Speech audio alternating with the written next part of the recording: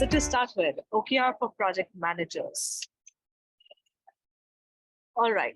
So what exactly is OKR? Objectives and key result. I'm sure since most of you will be aspirants of project management, you guys must be knowing what is OKR. But even if it is not there, OKR is something which is used by most of the organizations now. So what is OKR? OKR stands for objective and key results. So that would make you think that there are only two components here, which is objectives and key results.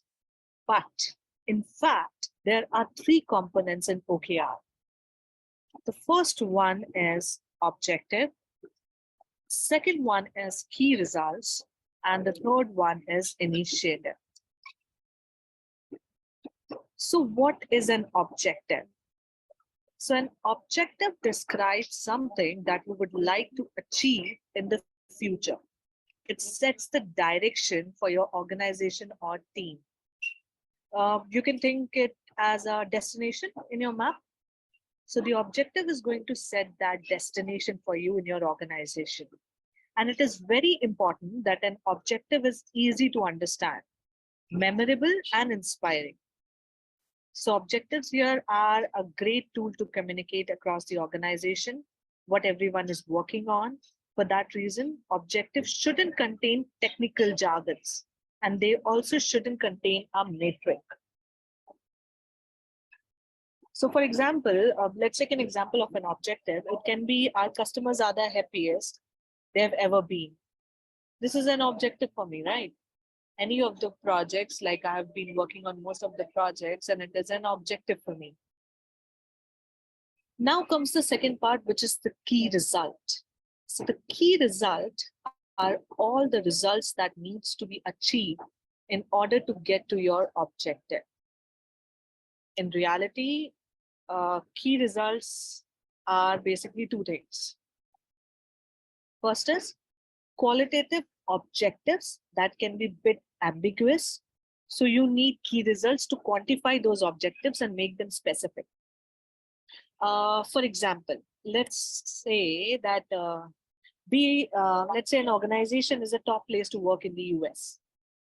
Now you could measure this in terms of where you rank in Fortune 100 or Fortune 500, top places, all of that, or maybe ENPS score, or number of applicants per job post, or multiple indicators at once. Whatever you mean by being a top place to work, the key results will make it clear.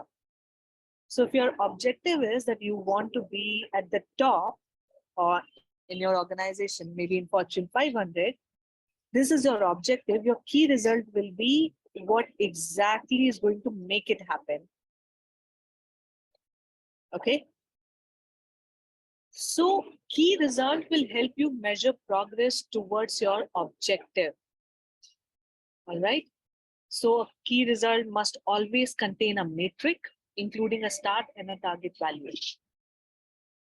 You can also think of a key result as a signpost with a distance marker that shows you how close you are to the objective, right?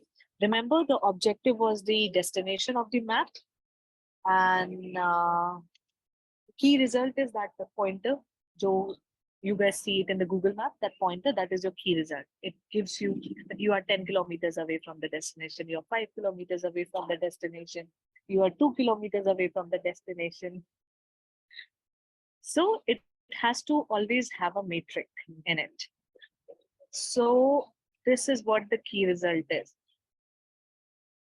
So one important thing to note is that a good key result is typically an outcome, not an output. So an output quite simply is something you do, such as a task or a project. For example, you make 50 sales calls. Okay, that is an output. Wherein, on those 50 calls, you made 10 customers or leads. That is your outcome. So what is the purpose of key result? To give you what? Outcome, not an output. I hope you understand the difference between outcome and output now. I'm just going to repeat it again. You make 50 calls. That is your output. Out of those 50 calls, 10 of them turns out to be your clients or your customers. That is your outcome. And that is what the key result is going to give you. Now coming to the third part, which is initiative. So initiatives are all the projects and tasks that you will work on in order to push progress. Okay. And how you're going to push that progress? You're going to push that progress with the help of key result. So let's look at it again. First, you have to have an objective.